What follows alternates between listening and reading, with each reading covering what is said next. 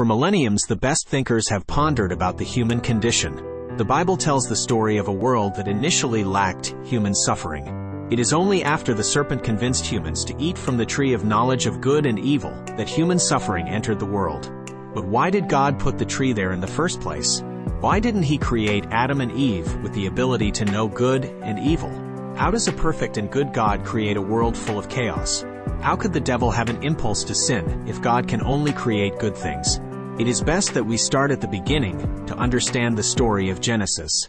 In the beginning, God created heaven and earth. Heaven is where His throne would reside, and earth is where His creation would rule. And although angels are spiritual beings, they still require flesh to think and feel just like humans. It was no random accident that the devil became filled with pride. It was his high position in the heavens that doomed him. It would have taken time, but slowly he would have rewired his brain to be more task-focused. No longer could the devil be a tool used for good. Instead, he turned himself into a slave. His brain has been rewired to keep his delusions alive at any cost. The brain is nothing but a well-designed biological machine. It doesn't care about good or evil. Its purpose is self-preservation. You are either a slave to the flesh or a slave to the Holy Spirit.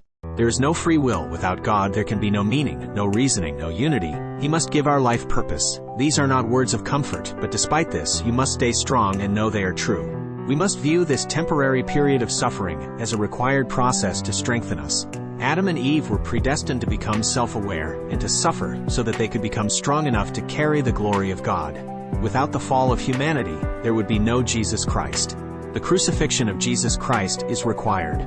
All of humanity heard, and all of heaven viewed His sacrifice and learned how to love. For what greater love can a person show than to die for his friend? Our suffering here on earth is great, but to suffer for 100 years is nothing but a drop in the ocean compared to the eternity in heaven we have waiting for us. You wouldn't believe it now, but the love we are forming and have for each other will be enough to keep us preoccupied for an eternity.